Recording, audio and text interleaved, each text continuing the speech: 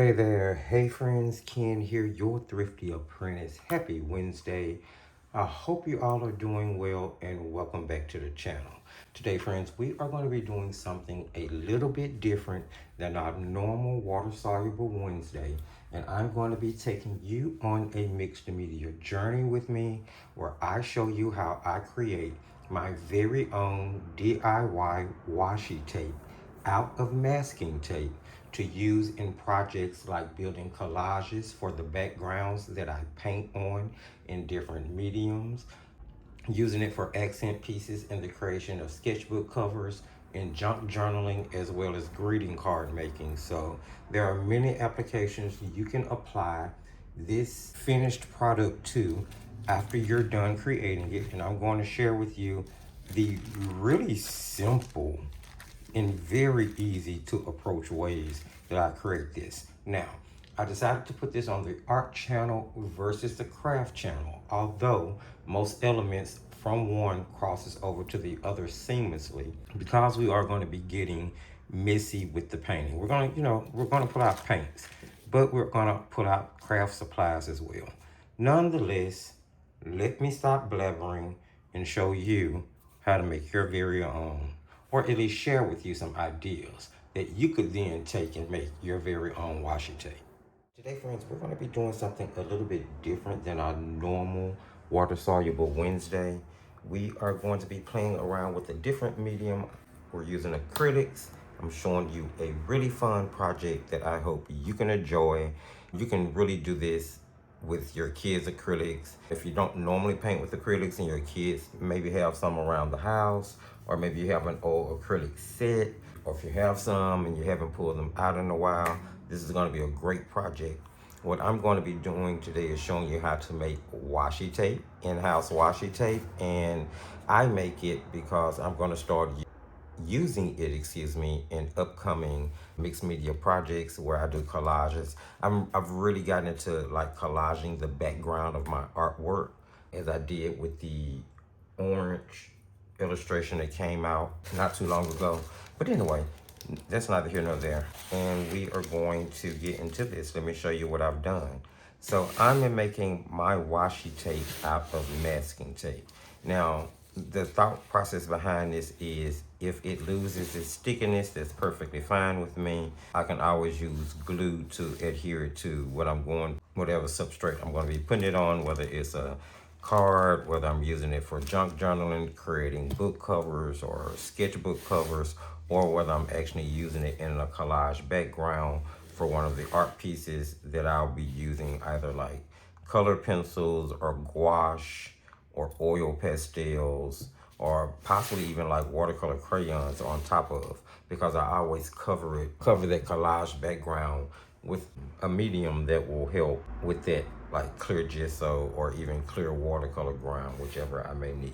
So, with that said, let me show you what this is. A piece of wax paper. I just got a roll of wax paper from the dollar store, the 99-cent store, and tore a piece off, and then just put down strips of masking tape. The masking tape came from the 99-cent stores. Well, it was actually $1.25 a roll, if I'm not mistaken, because Dollar Tree is not just 99-cent anymore. But anyway, so now what I want to do is start turning this into washi tape.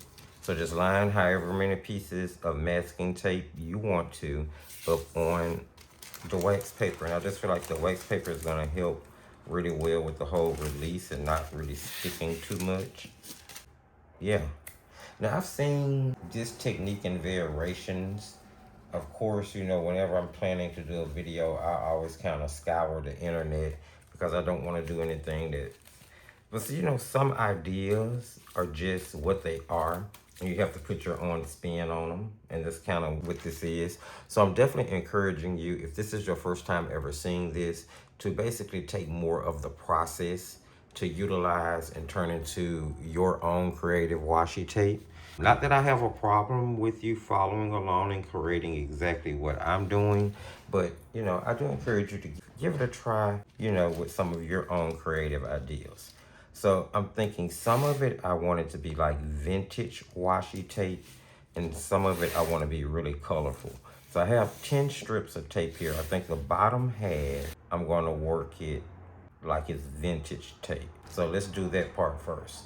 Let me show you all of the other supplies. I have a couple of stamps, clear stamps here in a stamp mount. I need to grab some ink. I have both black and brown ink. I think I'm going to be using the black ink for the vintage, the brown ink for the vintage stamping tape. Maybe I'll do two. I should have cut this into strips once I got it on the wax paper. We're not gonna worry about that. So anyway, I have, and these are like script texts, just like words and like postmarks and things of that nature with script on it. And I pulled some of my mounted stamps. This is just a few of the minis that I have. There are different flowers and leaves, and I'll use those for images. And I feel like they're small enough to really, be able to do what I need to do. I pulled some stencils. I have just some of the common stencils I use all the time, not anything too fancy. Just a couple of, generic shapes that'll kind of go with anything. The only one that is not quite generic is the butterflies, but of course, maybe it'll end up on there in a few places, maybe it won't. I don't know how this is gonna go or how long this is gonna be. And then here I have some acrylic markers, and here I have acrylic markers.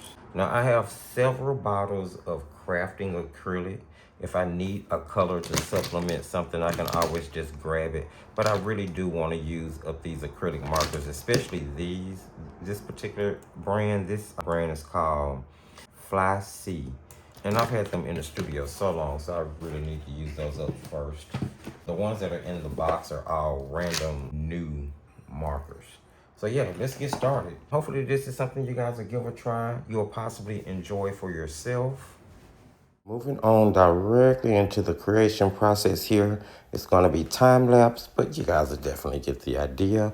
The very first 5 strips of faux tape that I'm going to be making will be along the vintage theme. I'm using Ranger archival ink, so it's waterproof and it's acid-free. Once it dries, it won't move if anything goes on top of it. And I'm switching back and forth between text stamps or script stamps, if that's what you would like to call them. And those are the only 2 major elements I'm using in order to do the vintage style. This is actually pretty easy and straightforward.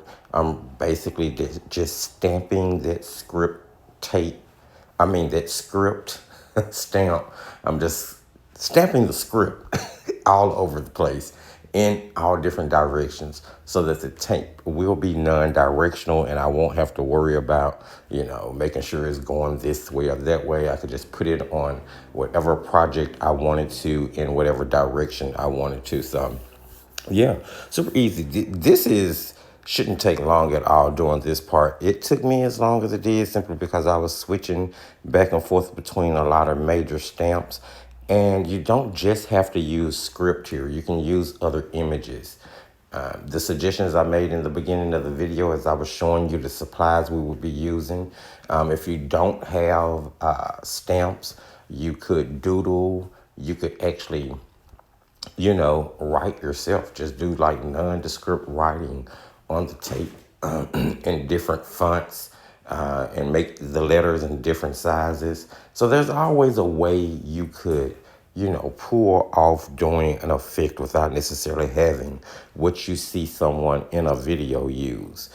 You could use, a lot of these stamps actually came from Michael's, how they have the little aisle where you go to check out and they have all these things where they try and entice you to pick up that one last thing before you get into the checkout line.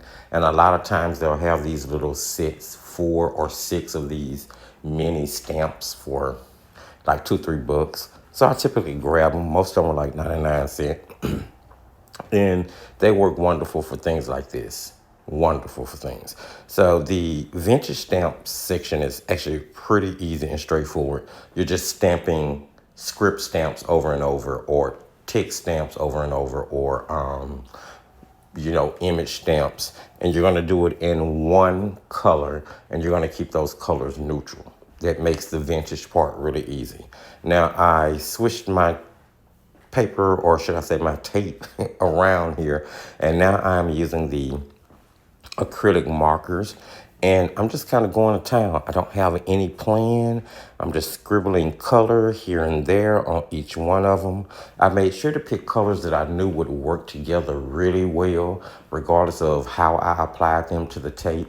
A lighter blue, a darker blue, a green, a yellow, gold. So colors that are right next to each other on the color wheel or in the same color family blend together really well, especially when you don't have a plan. You're just kind of going for the good stuff.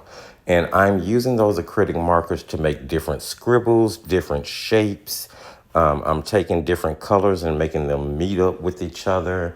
I'm taking different colors and overlaying them on top of each other. Think of this particular part of the video as like collaging almost. You're just going to continue to layer until you like what you see. It's sort of almost like the same idea behind gel printing, except for we're not using a gel plate. If you use a gel plate, the way you build it is anything that you put down first, is going to be towards the front, or should I say the back? Is it the back? No, anything you put down first will be towards the front of the image. Anything you put towards the back will be towards the back. And it's sort of different when you're doing it this way without a gel plate. You're building your layers on top of each other. So you're going to build the back layer first, and then everything that you add on top will start to build the layers on top until, again, you've collaged enough or mix the colors enough to get to where you want to get to. And this was actually just kind of coming together on its own. I'm scribbling colors next to each other. I'm stippling colors on top of others. I'm making dots and zigzags and squares and rectangles and whatever I wanted to do. And it just all started to come together. I really love the gold in the mix. It sort of made things, I don't know, that color sorted to blend everything in. So then I grabbed stencils, and of course, as I told you earlier, you can make marks however you want to. You don't need stencils. You can use your mark makers. You can doodle. You can stipple.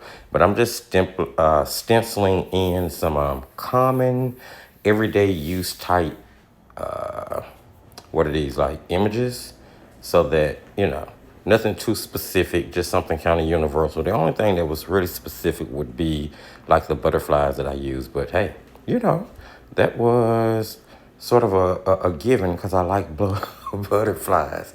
And then afterwards, I'm just going to take stamps and stamp images in. I'm using that same brown ink. When I get to the main stamps for like the flowers, I'm going to be stamping that with black ink, and that is Ranger Archival ink as well, so that it'll be permanent waterproof and won't move. And afterwards, I think I'm going in and I'm splattering on some white bleed proof in order to break up some color and give it some freshness with white. And then I'm going to splatter on gold as well.